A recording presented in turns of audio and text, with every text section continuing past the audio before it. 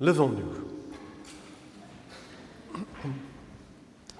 Car le prophète Ésaïe crie, « Vous les assoiffés, accourez vers l'eau, même pauvres, humiliés, venez, venez, écoutez, écoutez mes paroles qui nourrissent, écoutez-moi, venez à moi et vivez. » Cette promesse de vie nous est offerte ce matin.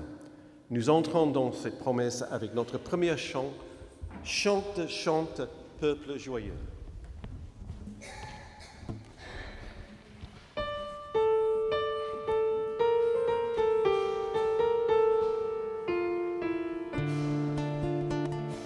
Chante, chante,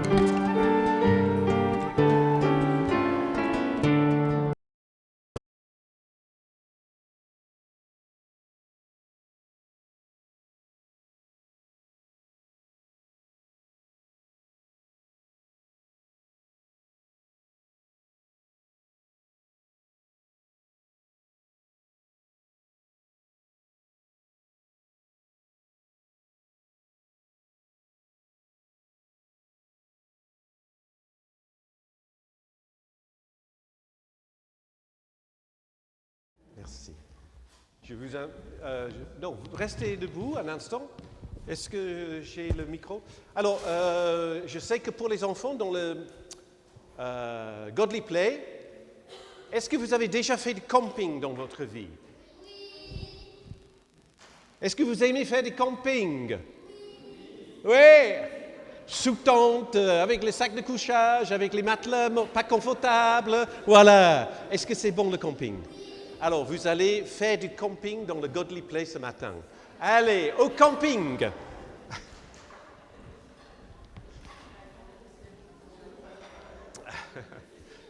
Et nous, Jean-Louis,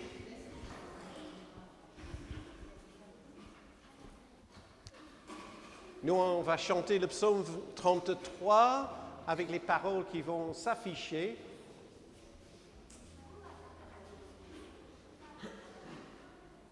Non, j'ai la commande. Il y avait un problème de connectivité ce matin.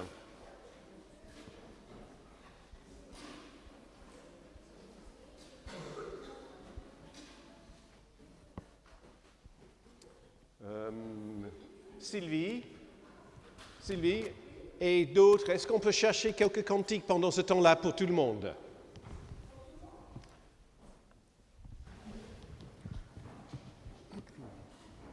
Pendant ce temps-là, vous faites les souvenirs de vos derniers campings. Hein?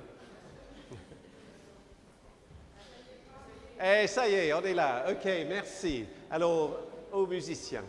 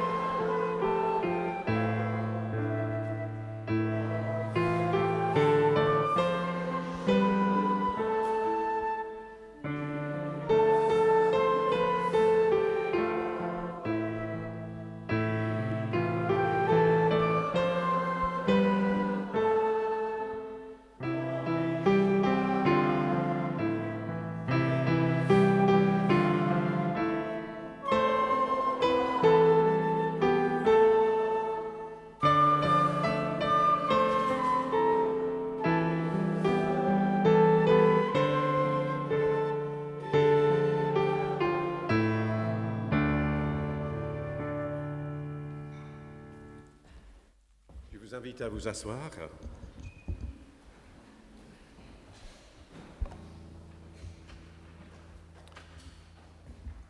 Et nous prions.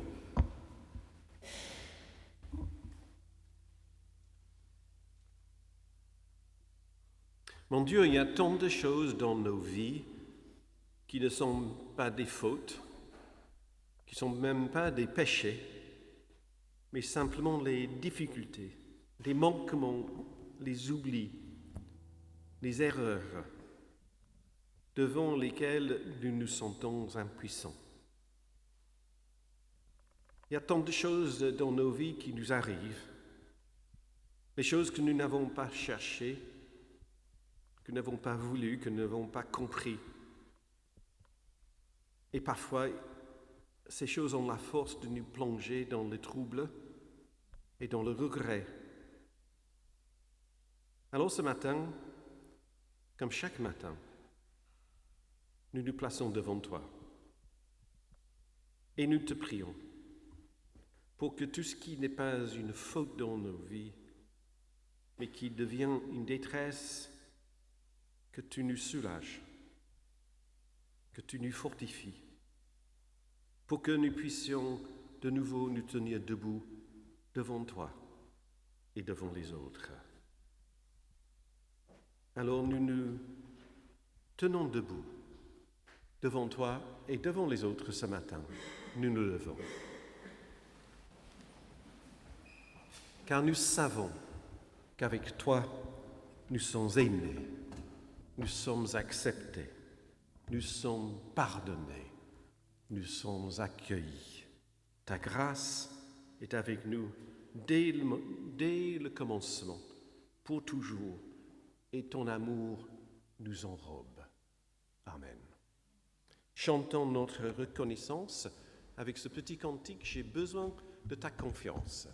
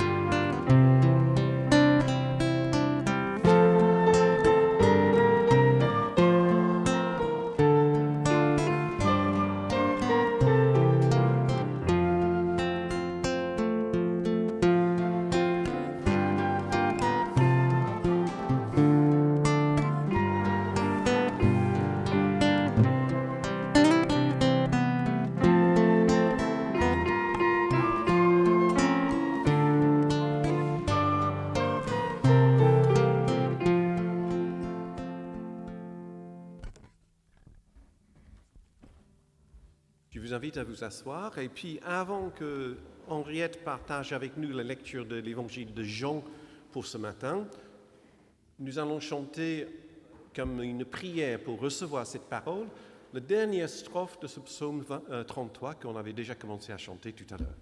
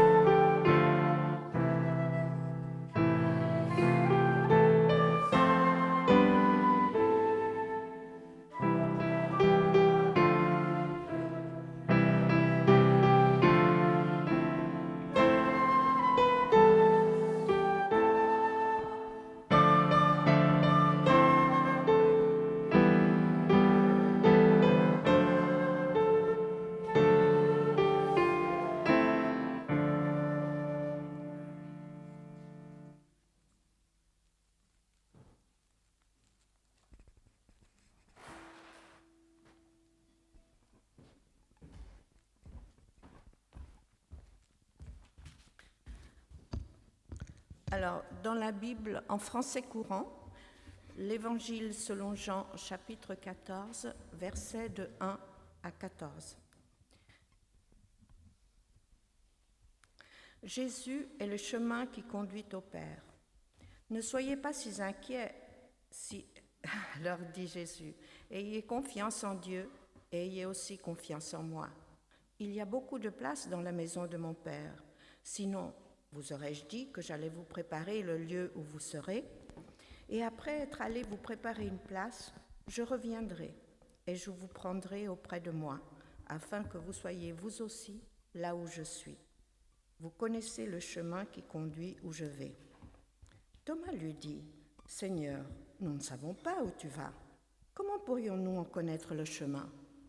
Jésus lui répondit, « Je suis le chemin, la vérité, la vie. Personne ne peut aller au Père autrement que par moi. Si vous me connaissez, vous connaîtrez aussi mon Père. Et dès maintenant, vous le connaissez, vous l'avez vu. » Philippe lui dit, « Seigneur, montre-nous le Père, et nous serons satisfaits. » Jésus lui répondit, « Il y a si longtemps que je suis avec vous, et tu ne me connais pas encore, Philippe. Celui qui m'a vu a vu le Père. Pourquoi donc dis-tu, montre-nous le Père? Ne crois-tu pas que je vis dans le Père et que le Père vit en moi? Les paroles que je vous dis à tous ne viennent pas de moi. C'est le Père qui demeure en moi, qui accomplit ses propres œuvres. Croyez-moi quand je dis, je vis dans le Père et le Père vit en moi, ou du moins, croyez à cause de ses œuvres. Oui, je vous le déclare, c'est la vérité. Celui qui croit en moi fera aussi les œuvres que je fais. Il en fera même de plus grandes, parce que je vais auprès du Père. Et je ferai tout ce que vous me demanderez en mon nom, afin que le Fils manifeste la gloire du Père. Si vous me demandez quelque chose en mon nom, je le ferai.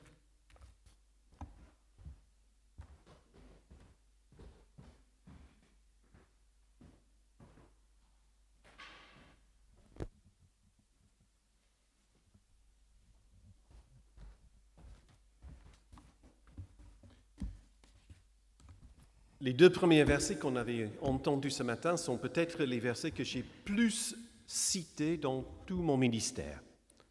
Je les inclus régulièrement, presque à chaque fois, au moment des enterrements. Et je trouve que ces versets, ces paroles, peuvent éventuellement porter soulagement dans ces moments où toute la vie est bousculée, où les choses ne sont pas claires, où on ne sait pas où on est. Je vais vous le redire pour le mettre encore en tête. Que votre cœur ne se trouble pas. Croyez en Dieu, croyez aussi en moi. Il y a beaucoup de demeures dans la maison de mon Père. Si ce n'était pas le cas, je vous l'aurais dit. Je vais vous préparer une place.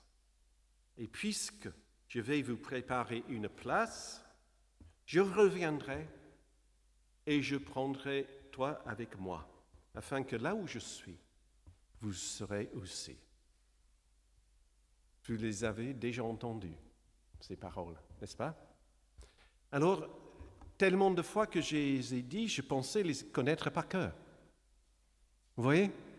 Or, cette semaine, mon œil était attiré par un détail dans le texte que je n'ai jamais vu avant. C'est ça le miracle de la lecture biblique que vous avez déjà fait vous-même. Un texte biblique que vous connaissez par cœur, n'est-ce pas, Colette? Je vois que vous faites ça, voilà. Et des années après, vous retournez sur le même texte et puis, clac. Alors, le détail, c'est que le mot « cœur » est au singulier. Le mot « vôtre » est au pluriel.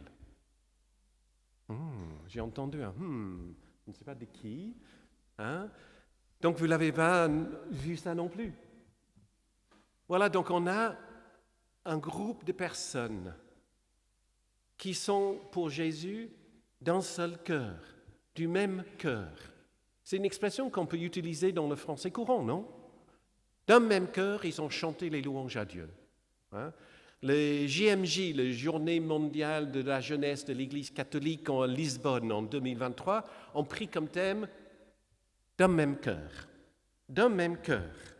Donc, Paul et l'auteur des Actes des Apôtres reprennent cette phrase aussi dans leurs écrits. D'un même cœur, les disciples ont donné le bien, partagé le bien. On a cette idée que quand Jésus dit que votre cœur, au pluriel un seul, ne se trouble point. Je pense que là, il considère que les disciples sont comme une entité vivante ensemble. C'est comme si c'était une seule personne, parce qu'il n'y a qu'un seul cœur qui les relie à la vie qui fait leur communauté. Alors on est assez sûr aujourd'hui d'ailleurs que l'évangile de Jean était écrit très tardivement, à peu près 70 ans après les événements de Jésus. Et que cette communauté faisait face à des grandes difficultés parce que cette communauté était implantée dans la religion juive, profondément implantée. Et à ce moment-là, ils étaient mis dehors. C'est comme si vous mettez votre enfant ado en dehors de la maison. Coupez cette personne, cette communauté de ses racines, ses fondations. Et c'est l'expérience douloureuse de cette communauté pour laquelle Jean écrit son évangile. On avait dit que dans le passé que cet évangile était écrit dans une situation de persécution, mais c'est plutôt une persécution spirituelle, interne. Ce n'est pas les autorités romaines qui font à bouffer au lion, vous voyez, mais c'est plutôt cette profonde rupture avec ce qui était la maîtrise de leur communauté. Et que à ce moment-là, c'est pour Jésus, comment je vais faire en sorte que cette communauté retrouve leur centre, leur cœur. Et c'est dans ce sens-là que j'envisage Jésus dire votre au pluriel et que au singulier. Et donc, il y a cette discussion entre Philippe et Jésus sur l'histoire du chemin. Et le pauvre Philippe, il n'a pas de carte, il n'a pas son GPS, il ne sait pas où va Jésus. Or que c'est clair pour Jésus ce qu'il veut dire. Jésus lui dit le chemin, la vérité, la vie, c'est moi. Dans le temple de mon enfance, en anglais, ce texte était écrit juste au-dessus de la chair. Donc je le connaissais par cœur en anglais parce que je le voyais tous les dimanches, vous voyez. Le chemin, la vérité, la vie, c'est moi. Et donc il continue avec une autre phrase, « Nul ne vient au Père que par moi ». Alors là, cette phrase-là, je vais avouer à vous ce matin que ça me choque. Je ne peux pas recevoir cette phrase telle que je la lis dans l'Évangile. Voilà, j'ai que quelques années à faire parmi vous, mais si vous voulez que je parte tout de suite, voilà, la porte est là, je sais. Cette phrase-là m'a toujours choqué de cette exclusivité qu'on vient au Père, au salut, à la vie éternelle, tout ce que vous voulez mettre derrière ça, que par Jésus. C'est comme si on était prêt à mettre dehors tous les non-croyants. On avait un hindou ce matin, Jacques Young, qui est arrivé dans le temple. On n'a pas dit non, ta place n'est pas ici. On a invité de venir. C'était son choix.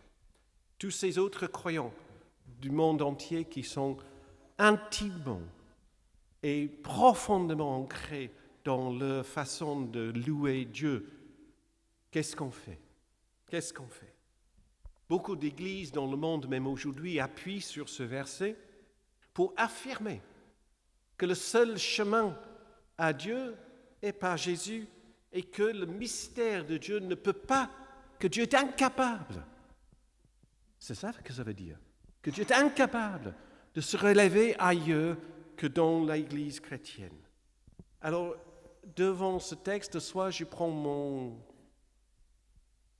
blanco, vous voyez, où j'ai dit que non, il doit y avoir autre chose. Il doit y avoir autre chose, il doit y avoir une façon plus inclusive à recevoir ce texte. Alors le mot chemin, d'abord. Je suis le chemin. Alors le chemin, c'est un mot riche dans la bouche de Philippe. C'est à la fois un sentier, une route, une autoroute, tout ce que vous voulez. C'est aussi le voyage. Le voyage, pas simplement physiquement se déplacer, mais le voyage. Et c'est aussi le mode de vie, la façon de vivre.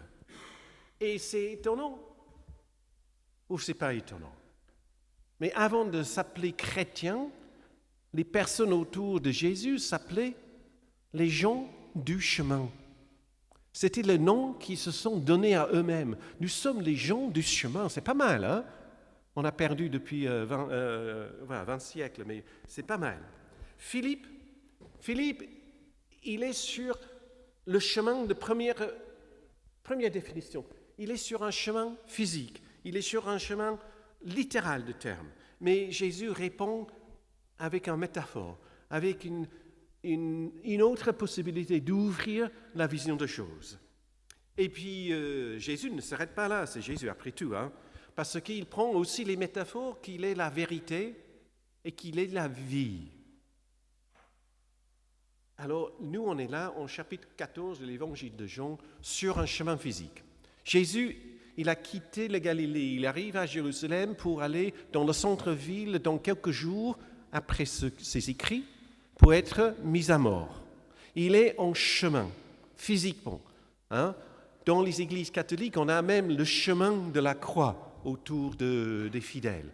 Il est en chemin physiquement, mais il est en chemin bien plus autre que ça. Hein?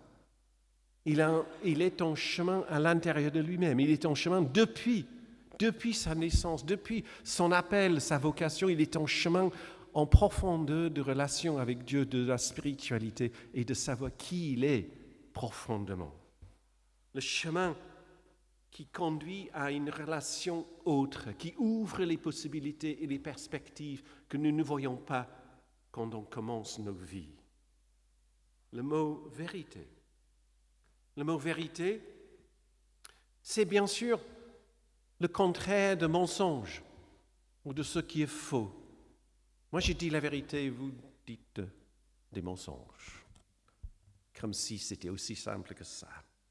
Mais il y a une autre signification de ce mot « vérité ». Le mot « vérité » dans la bouche de Jésus, par la plume de Jean, veut dire un événement réel ou réaliser un rêve.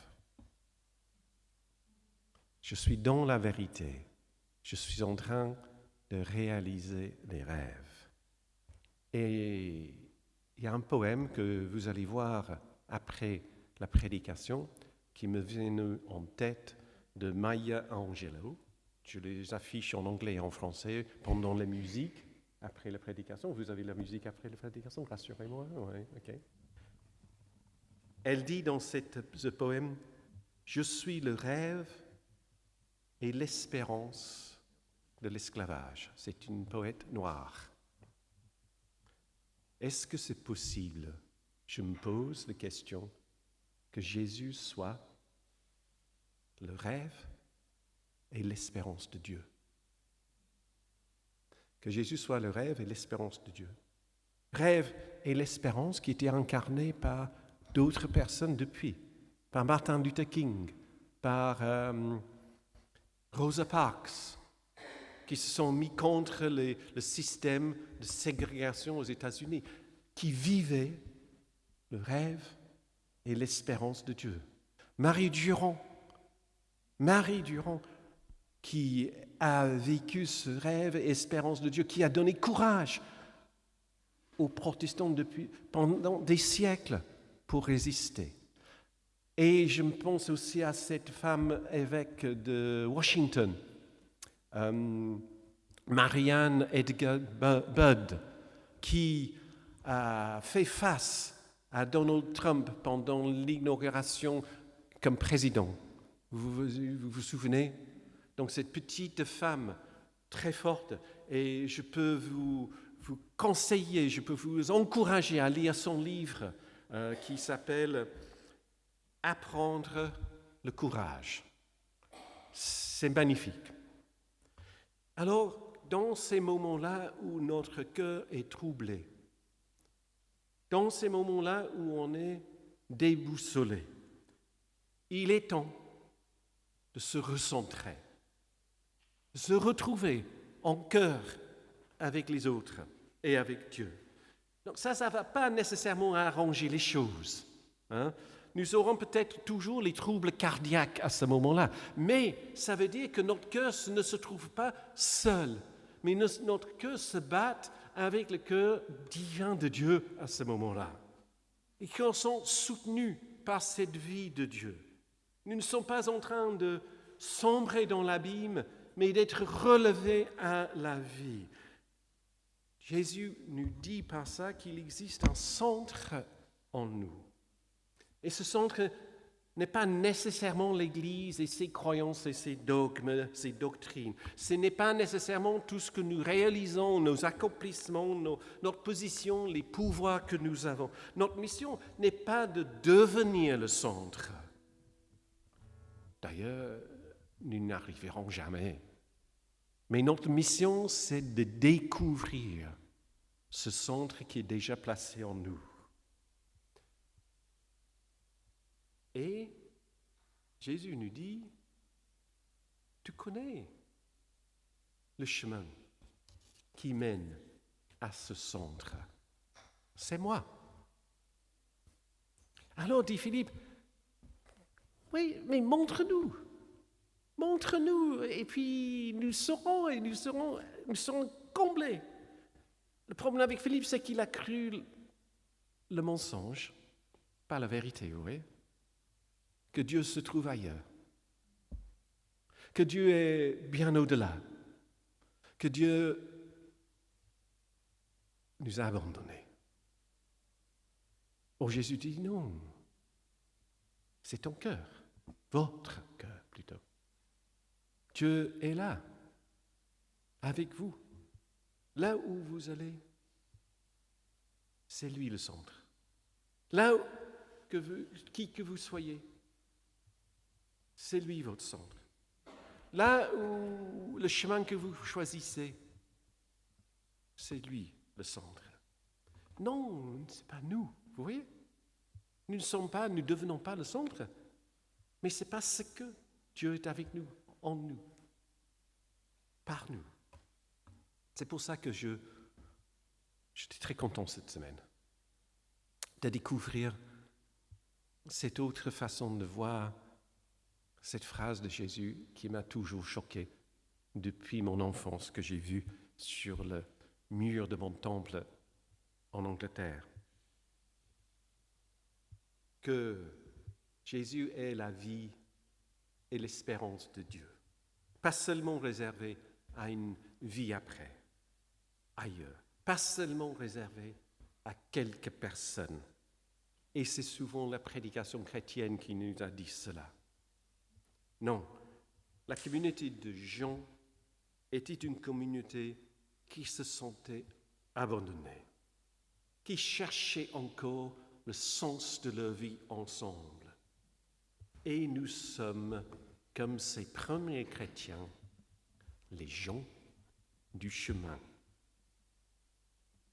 Et nous partageons avec toutes les personnes de toutes les époques cette bonne nouvelle que nous incarnons le rêve et l'espérance de Dieu.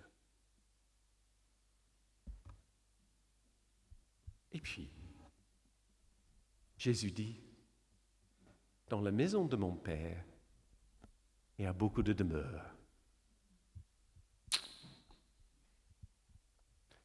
Et quand j'entends cette phrase-là, j'ai tout de suite en tête une image d'un hôtel sur la route, avec son panneau lumineux qui clignote au battement de mon cœur et qui dit « chambre disponible ». Chambre disponible.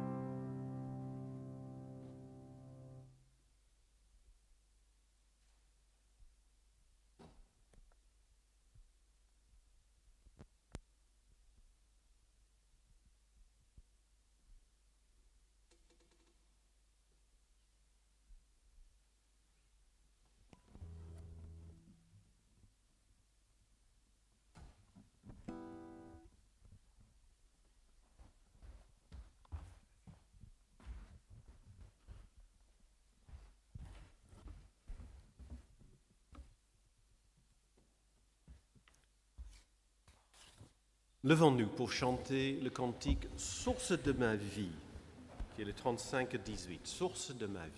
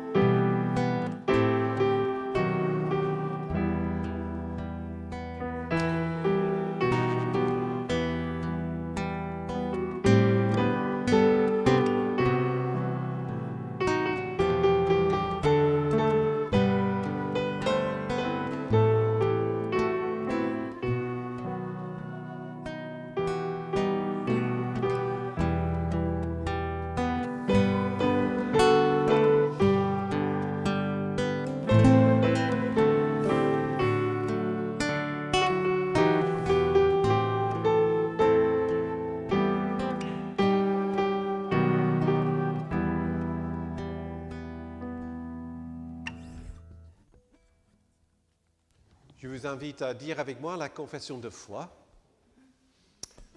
Je crois en un seul Dieu, notre Père, le Créateur.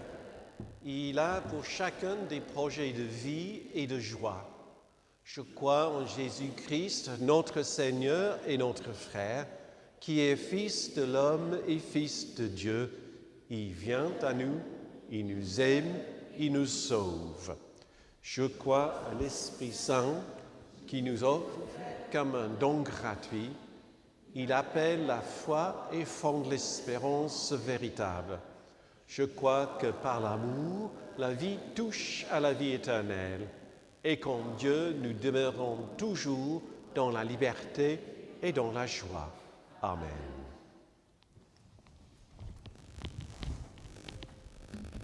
Je vous invite à vous asseoir. C'est le moment des offrandes. Je confonds les deux. Les annonces, voilà.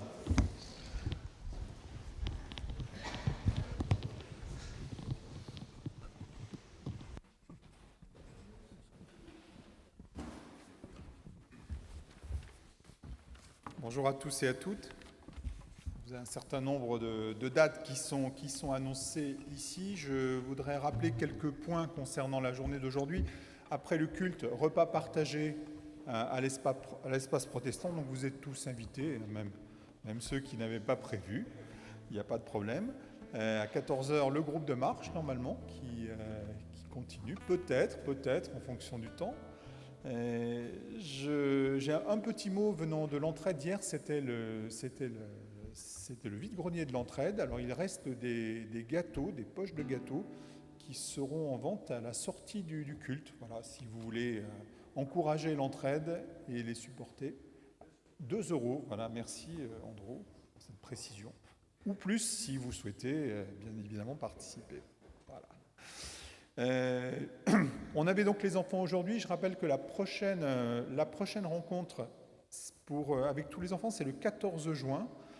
Mais on invite vraiment toutes les familles avec enfants à nous rejoindre pour le culte de Pentecôte le 24 mai, puisqu'il y a 2 des enfants de Godly Play, un Bébéto et Anaïs, qui seront baptisés. Ce matin. Voilà. Donc Anaïs, est-ce qu'elle a... Ah oui, elle est partie, mais Bébéto, Mais Bébéto est là. tu peux te lever. Voilà. Voilà. Il va recevoir le baptême Le jour de la Pentecôte. Donc bravo. Donc voilà, donc venez nombreux en famille pour célébrer ce grand moment. Le 14 mai, on vous l'avait affiché, c'est le jeudi de l'Ascension, célébration consistoriale chez Robert Collier à Pona. Je mentionnerai 2 autres événements qui sont un peu plus tardifs. Le 23 mai, il y aura un concert à la Fondation John Bost, donc au Temple de la Fondation, d'un artiste qui s'appelle Cendrillon, qui est un cévenol installé en Anjou, très actif dans la paroisse d'Angers. C'est un concert gratuit le 23 mai à 15h, donc c'est un samedi. Et, parce qu'il faut toujours anticiper, le 30 mai, ce sera le marché de printemps de l'église, voilà, où les premières affiches vont sortir de 9h à 18h au temple et le dimanche matin avant le culte. Voilà un petit peu pour les annonces. Déjà, s'il y a des personnes qui sont nouvelles ou qui sont de passage, vous pouvez vous signaler, ou c'est avec plaisir que nous vous accueillons et que nous pourrons vous accueillir à la sortie du temple tout à l'heure. Et on va passer maintenant à l'offrande. Oui.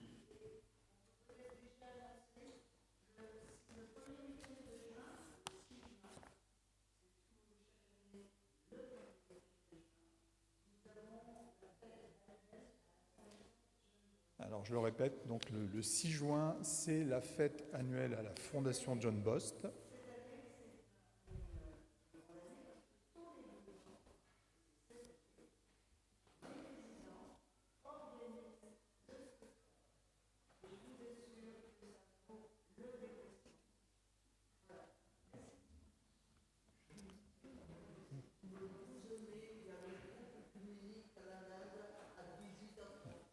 Le 12 mai, groupe œcuménique à la Linde. Voilà. Merci Colette. Merci à tous et à toutes. C'est le moment de l'offrande qui doit être joyeuse et généreuse. Merci beaucoup. La machine va passer pour ceux qui veulent effectivement verser leur offrande par carte.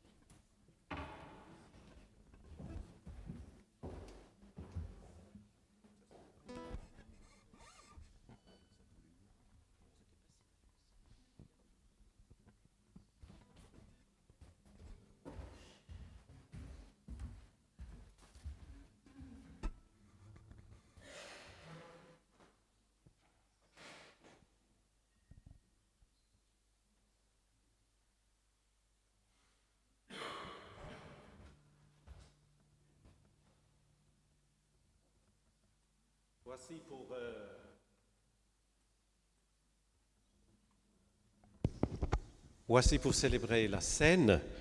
Voici la table du Seigneur. Nous sommes tous invités, conviés par lui de partager ensemble ce repas d'un seul cœur, si je vous dire. Dans nos cœurs, chacun le sien cette fois-ci, et dans nos consciences, nous répondons à son invitation qui est inconditionnelle. Si vous ne souhaitez pas prendre le pain et le vin ou le jus de raisin, formons tout de même un seul cercle pour que nous soyons ensemble pour ce moment de partage.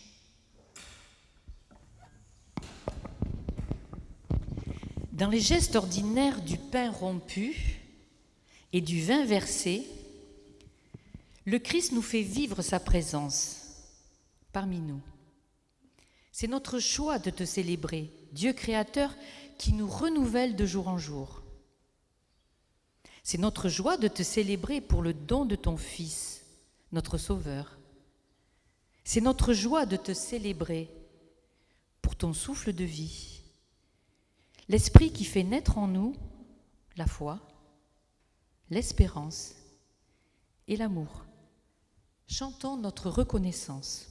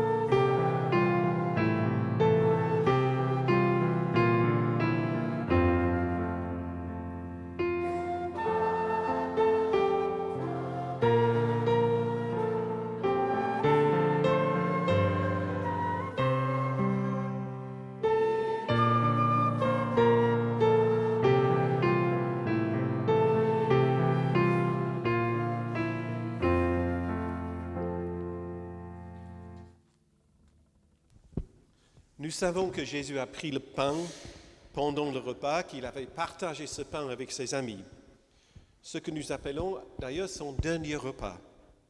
Et il dit en ce moment-là, « Ceci est mon corps ». Bien entendu, nous ne mangeons pas son corps corporel.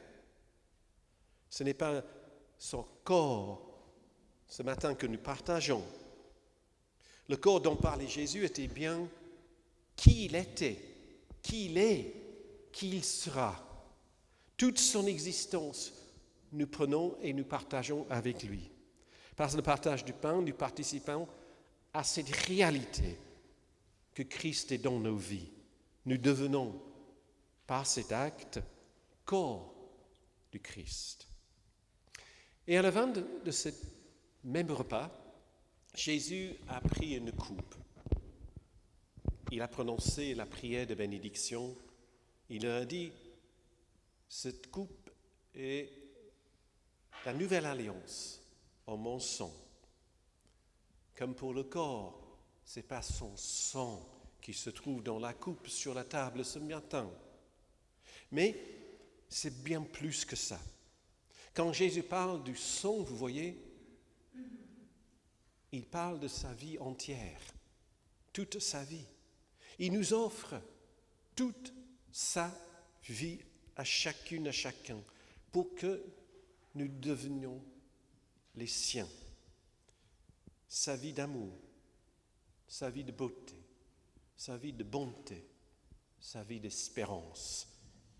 C'est cela qu'il nous offre et c'est cela que nous partageons en prenant la coupe.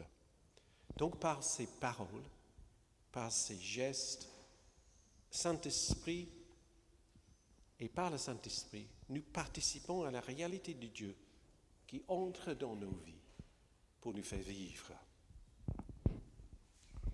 Voici, dit le Seigneur, je me tiens à la porte et je frappe. Si quelqu'un entend ma voix et m'ouvre la porte, je prendrai mon repas avec lui et lui avec moi. Formons ce cercle autour de la table.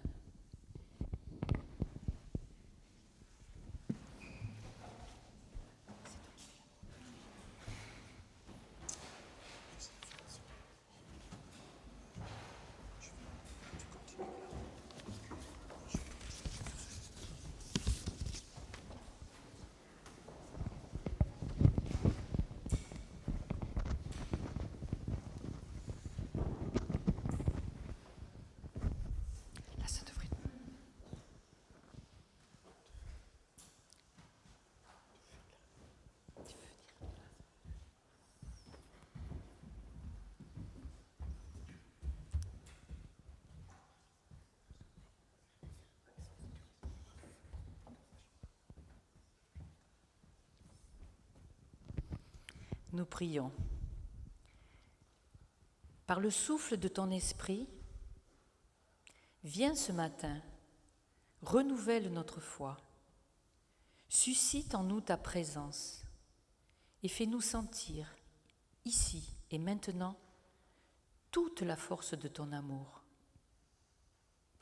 Ce matin, tu nous invites à goûter le pain et le vin de ton royaume, et nous te rendons grâce de nous avoir appelés tels que nous sommes à ton service. Nous te rendons grâce pour le don de la Bible, véritable témoignage de ton amour pour tous. Ton esprit seul donne la vie, que nous ayons communion au corps et au sang de ton Fils Jésus-Christ, vivant au milieu de nous. Il n'y a qu'un pain et une coupe. Nous, ton esprit nous donne de former un seul corps et vivre la communion de ton Église. C'est avec ces mots que tu nous as donnés et que nous te disons, notre Père qui es aux cieux, que ton nom soit sanctifié, que ton règne vienne, que ta volonté soit faite sur la terre comme au ciel. Donne-nous aujourd'hui notre pain de ce jour. Pardonne-nous nos offenses, comme nous pardonnons aussi à ceux qui nous ont offensés. Ne nous laisse pas entrer en tentation, mais délivre-nous du mal, car c'est à toi qu'appartiennent le règne, la puissance et la gloire, au siècle des siècles. Amen.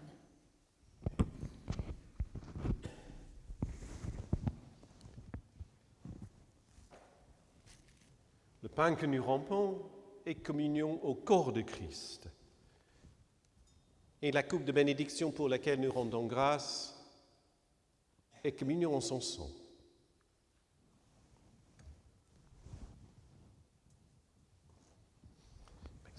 Pour toi, si tu veux le prendre.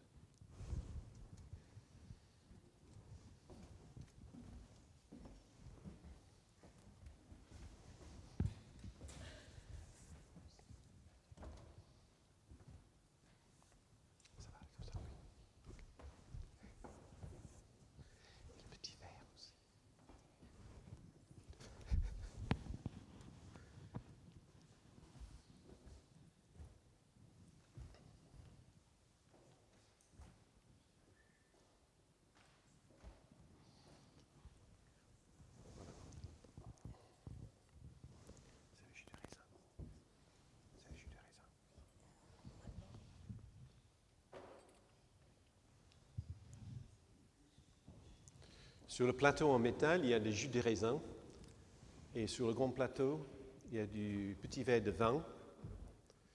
Et je vais passer avec la coupe, si vous faites signe, pour prendre le vin de la coupe.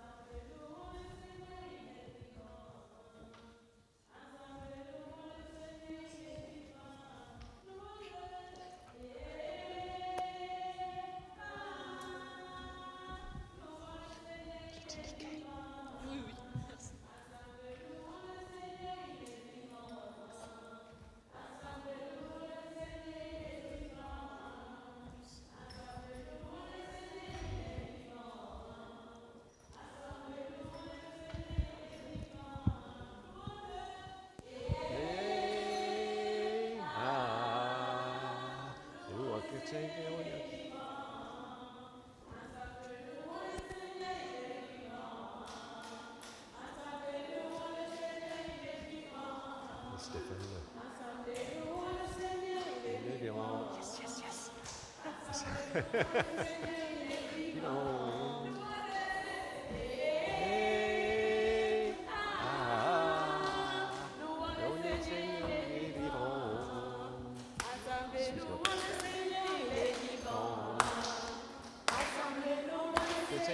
Il est vivant. Vivant.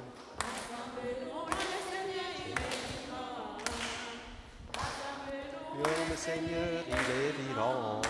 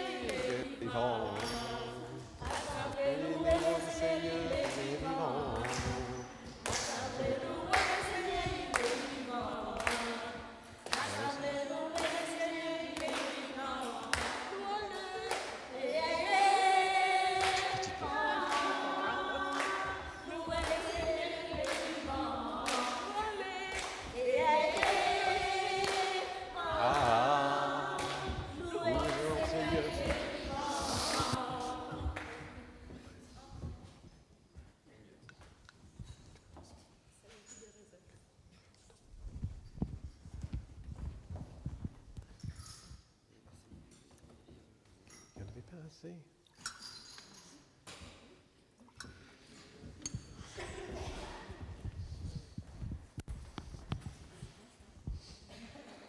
Faut que je dise à Marie-Louise un peu plus.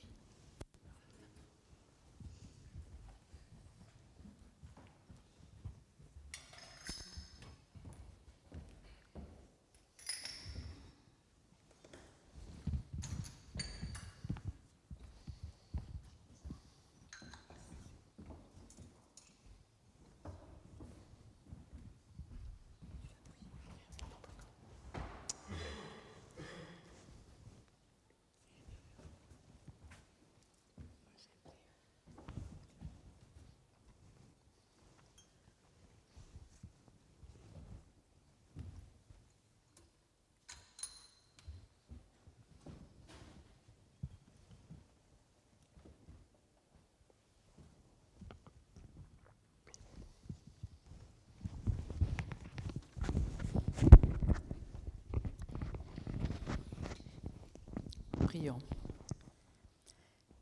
Par la force et le réconfort que tu nous as donné, par le corps et le sang du Christ, loué sois-tu, Seigneur.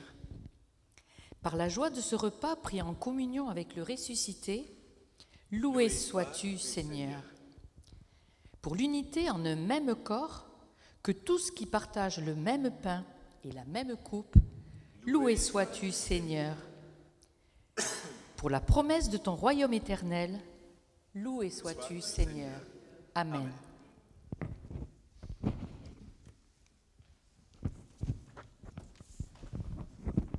Donc restons dans le cercle et puis on va chanter à 3 reprises ce petit chant que vous connaissez peut-être par cœur même. Envoie, Seigneur, ton esprit, renouvelle la face de la terre. Envoie, Seigneur, ton esprit.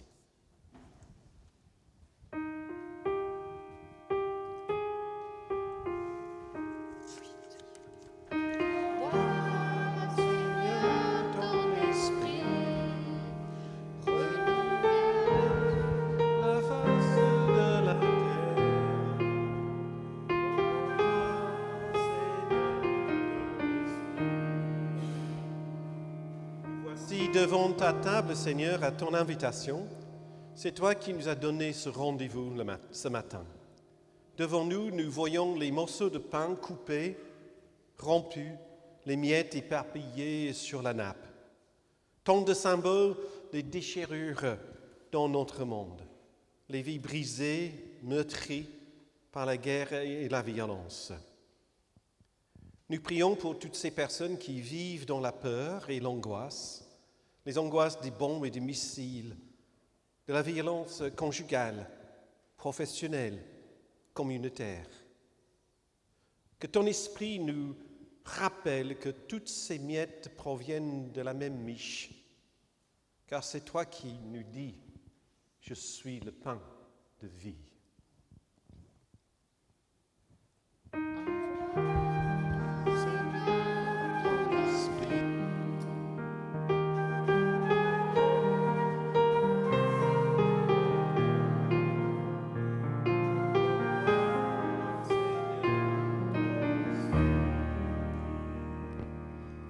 Nous voici devant ta table, Seigneur, à ton invitation.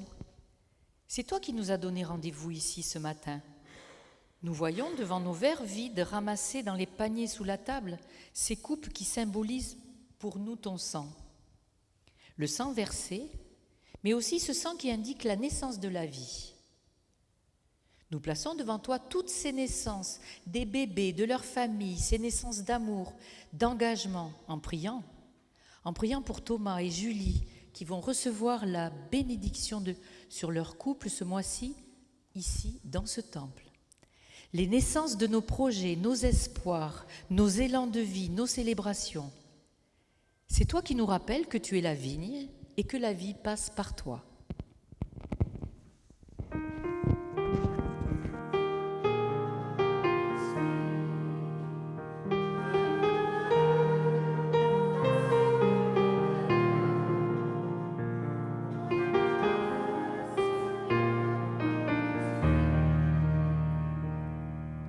Et nous sommes venus à ton invitation avec nos soucis et nos joies, nos questions, nos espoirs.